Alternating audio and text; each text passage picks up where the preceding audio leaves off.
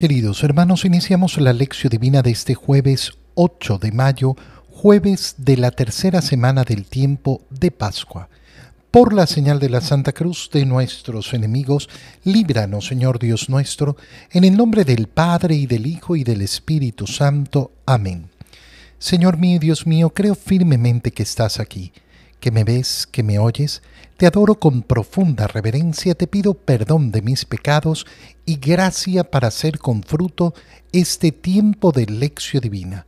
Madre mía Inmaculada, San José, mi Padre y Señor, Ángel de mi guarda, interceded por mí. Continuamos en este día jueves con la lectura del libro de los Hechos de los Apóstoles, capítulo 8, versículos 26 al 40. En aquellos días un ángel del Señor le dijo a Felipe: levántate y toma el camino del sur, que va de Jerusalén a Gaza, y que es poco transitado.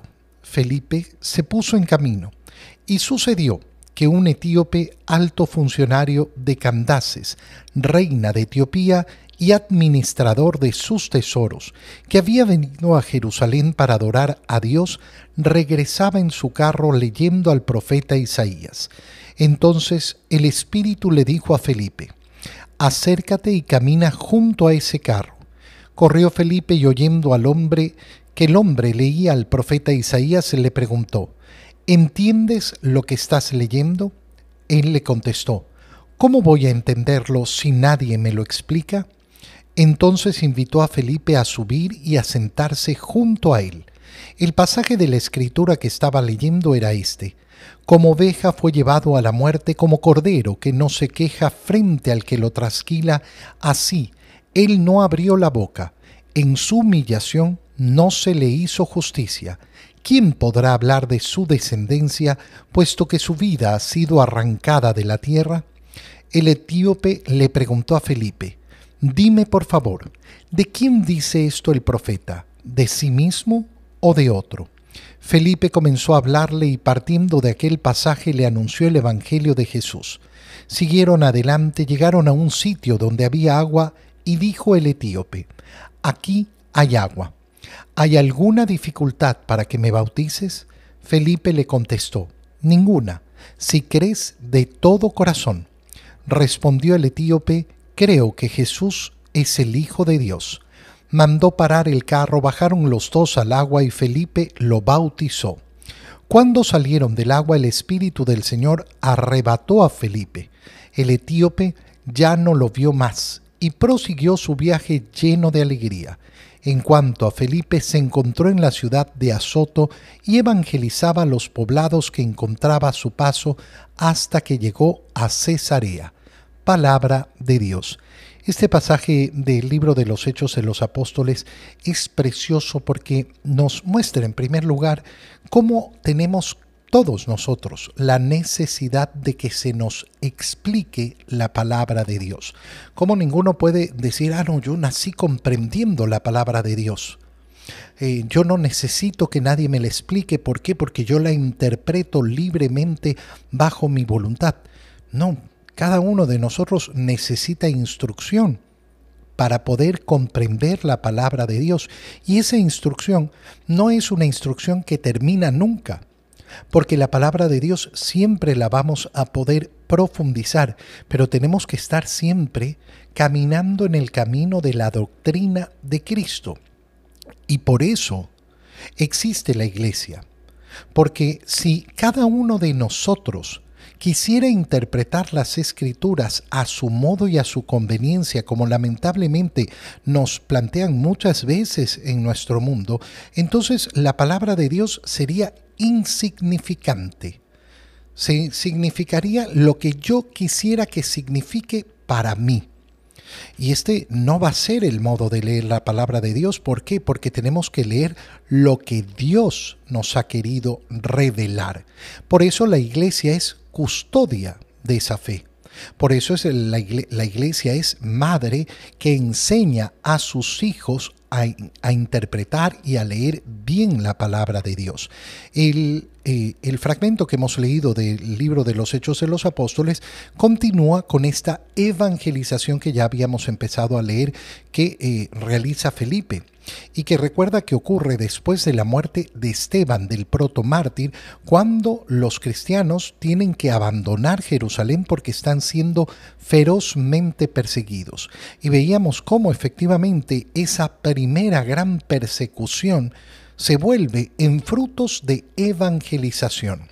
El ángel del Señor le dice a Felipe: levántate y toma el camino al sur, el que va de Jerusalén a Gaza y que es poco transitado.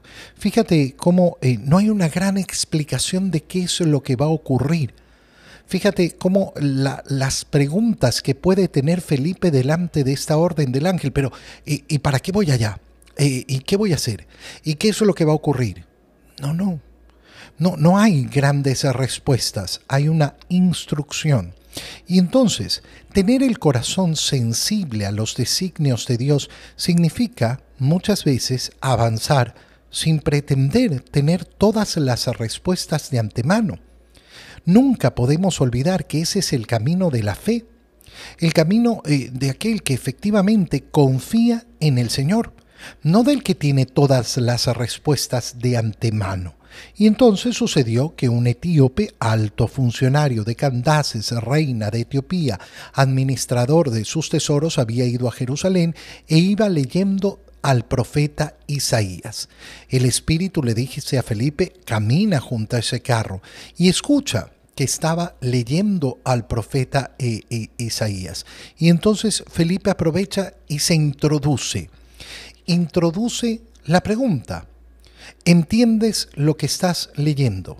Fíjate con cuánta facilidad inicia la evangelización de ese hombre. Con cuánta facilidad Felipe dice: bueno, ¿qué hago? Le pregunto cualquier cosa que me permita acercarme a él, que me permita efectivamente iniciar una conversación. ¿Por qué? Porque la evangelización inicia así, con el deseo de transmitir el Evangelio, pero lógicamente a través de gestos muy naturales y muy normales. Felipe no realiza una acción extraordinaria, le hace una pregunta de lo más sencilla, lo escucha que está leyendo al profeta Isaías. Bueno, ¿entiendes? Y la respuesta del etíope es tan bonita: ¿cómo voy a entenderlo si nadie me lo explica? Lo hemos explicado ya, lo hemos dicho ya respecto a mí mismo. Yo necesito instrucción. Yo necesito instrucción. Pero ahora tenemos que llevarlo a otro nivel. La responsabilidad que cada uno de nosotros tiene con respecto a otros hermanos que necesitan esa explicación y que muchas veces no han encontrado quien se las dé. Qué importante es asumir la misión de evangelización. Qué importante es no pretender tener todo asegurado. No, pero es que yo, ¿cómo lo voy a hacer? De la manera más natural posible. El apostolado se realiza, en primer lugar, viviendo con naturalidad mi fe, acercándome a los demás con naturalidad. Si yo pretendo que la evangelización se realice solo de una manera extraordinaria y entonces me van a aceptar, hermano mío, el apostolado comienza con la amistad. Comienza con una amistad sincera, con un deseo de encontrar al otro, de entablar una relación con el otro. Y en esa naturalidad es donde vamos a poder expresar efectivamente la profundidad de la fe. ¿Cómo voy a entenderlo? Dice, si nadie me lo explica. ¿Qué peso tenemos que llevar en nuestro corazón de preguntarnos: oye, ¿y a cuántos hermanos míos yo habré dejado sin poder comprender? Porque el que tenía la misión de explicarles la palabra era yo. Este etíope invita a Felipe a subir y a sentarse a él. Y estaba leyendo, ¿qué pasaje de la Escritura? Estaba leyendo el profeta Isaías, donde dice: como oveja fue llevado a la muerte, como cordero que no se queja frente al que lo trasquila, así él no abrió la boca. Y entonces el etíope pregunta: bueno, ¿y esto? ¿De quién lo está diciendo el profeta? ¿Sobre él o sobre otro? Y entonces Felipe le comienza a explicar el Evangelio partiendo de ese pasaje, partiendo de la pregunta que tiene la persona. No del punto que a mí me gustaría comenzar. No, mira, es que primero te voy a tener que explicar otra. No, desde esta realidad, desde la realidad de esa persona, la realidad de ese etíope en ese momento era esta pregunta. Y a partir de aquí inicia la evangelización. Es decir, la evangelización inicia desde donde la persona necesita ser ayudada, no desde otro lugar, de la realidad, no de la fantasía. Cuando avanzan y le ha explicado el Evangelio y llegan a un lugar donde hay agua, pregunta, ¿aquí hay agua? ¿Hay alguna dificultad para que me bautices? Fíjate qué preciosa de nuevo esta pregunta. ¿Cuál es la dificultad para recibir el bautizo? Ninguna. Basta con que creas.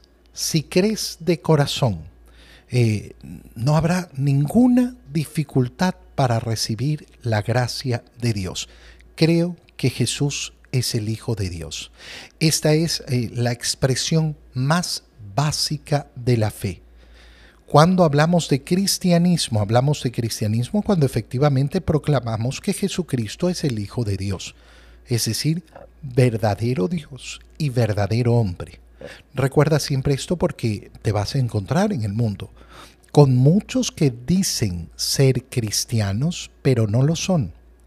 Porque el cristianismo como base tiene esta profesión de fe.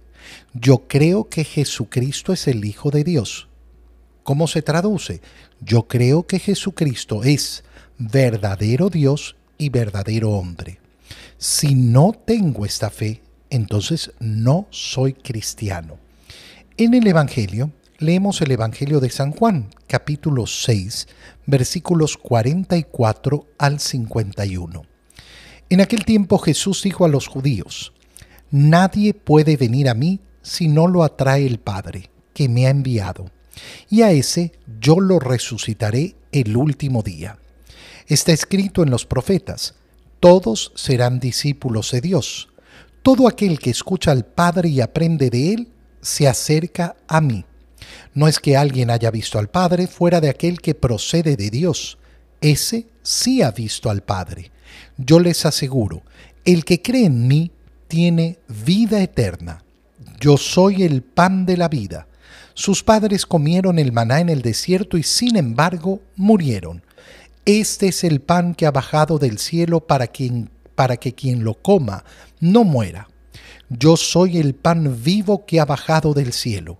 El que coma de este pan vivirá para siempre, y el pan que yo les voy a dar es mi carne para que el mundo tenga vida. Palabra del Señor. A partir de esta parte del capítulo 6, recuerda que estamos leyendo desde el viernes pasado el capítulo 6 del Evangelio de San Juan, capítulo dedicado a la doctrina del pan de vida, es decir, a la Eucaristía. A partir de este momento, el capítulo se vuelve dramático. Suceden dos cosas que lo hacen efectivamente agudizar su dramatismo. La primera, cuando iniciábamos el capítulo 6 decíamos que teníamos que poner mucha atención en lo que se iba a producir referente a los interlocutores con los que habla Jesús. Porque el capítulo inicia con esa multitud gigantesca. Son 5.000 hombres, sin contar a las mujeres y a los niños, los que participan en la multiplicación de los panes. Un gran número de ellos, obviamente no los 5.000, al día siguiente agarran las barcas para ir a buscar a Jesús hacia Cafarnaúm. Y entonces empieza ese diálogo con la gente que ha ido a buscarlo. ¿Dónde estabas? Ya les aseguro que ustedes no me andan buscando ahora por los signos, sino porque han comido y quieren seguir comiendo de los panes que les di. Y el Señor empieza a desarrollar la doctrina de ese pan de vida y llega al culmine de identificarse él, su persona, con el verdadero pan bajado del cielo. Pero ya vemos cómo va disminuyendo el número de interlocutores. Al inicio de esta parte del Evangelio ya no es esa multitud que venía de la multiplicación de los panes y de los peces, sino que Jesús le dice a los judíos. Después nos vamos a enterar que esto lo dijo en la sinagoga de Cafarnaúm. Es decir, se ha ido ya reduciendo el número de personas que están escuchando a Jesús hablar sobre la doctrina del pan de vida. ¿Qué les explica a los judíos? Que nadie puede venir a Él, que nadie puede acercarse a Jesús si no lo atrae el Padre. El Padre es el que da la gracia inicial para acercarse a Jesús y poder creer en Él. Y el que quiere creer en Él, ¿qué va a recibir? Va a recibir la resurrección el último día. Todos serán discípulos de Dios. Todo el que escucha al Padre y aprende de Él se acerca a mí. Fíjate qué importante es esto. ¿Por qué? Porque el Señor lo que está diciendo es: yo soy el camino de la salvación. Nadie va a poder decir, no, yo directamente que con el Padre me entiendo. No, al Padre se llega a través del Hijo, pero al Hijo se llega por esa primera acción que realiza el Padre hacia nosotros.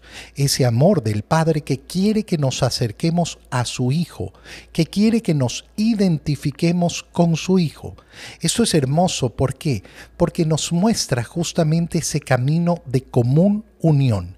El Padre que me empuja hacia su Hijo para que lo reconozca, para que yo me dé cuenta de cómo el Padre tiene todas las complacencias en el Hijo. Pero el Hijo, ¿qué es lo que va a hacer? Conducirme hacia el Padre, en el amor del Espíritu Santo. Fíjate cómo en esta manera de presentar lo que se nos está diciendo es justamente cómo la invitación que se nos hace es a participar en esa relación entre el Padre y el Hijo en el Espíritu Santo. Es decir, a participar del mismo amor de Dios. No del amor de Dios hacia nosotros, sino del amor propio de Dios. El amor con el que el Padre ama a su Hijo y el Hijo ama a su Padre en el Espíritu Santo. El que cree en mí, dice el Señor, tiene vida eterna. Yo soy ese pan de vida. No hay otro. No, es que nuestros padres comieron el maná en el desierto. No, ellos murieron.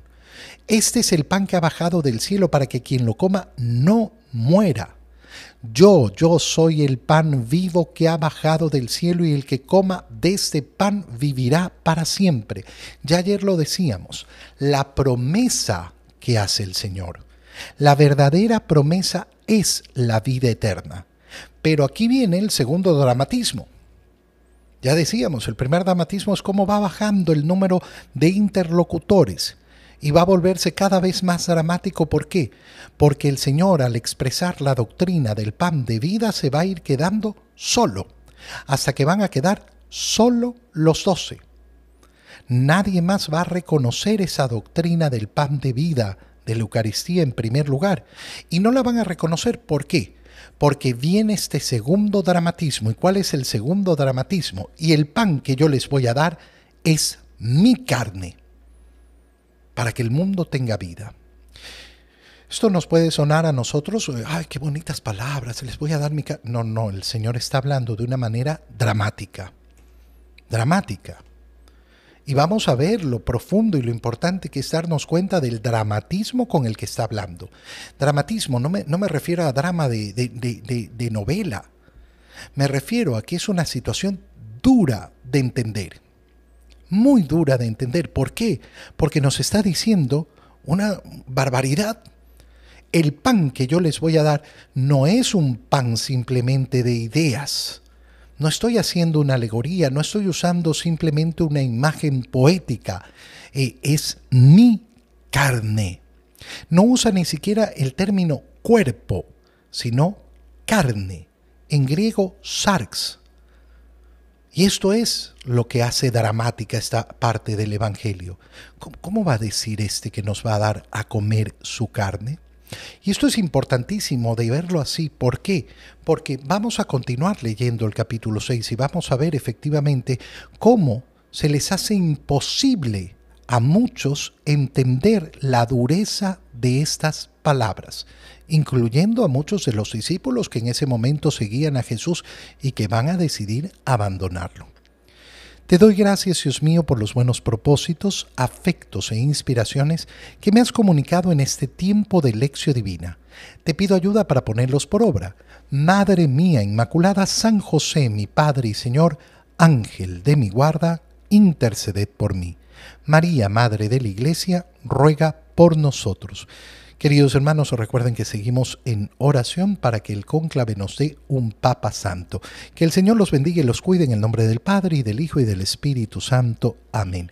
Un feliz día para todos.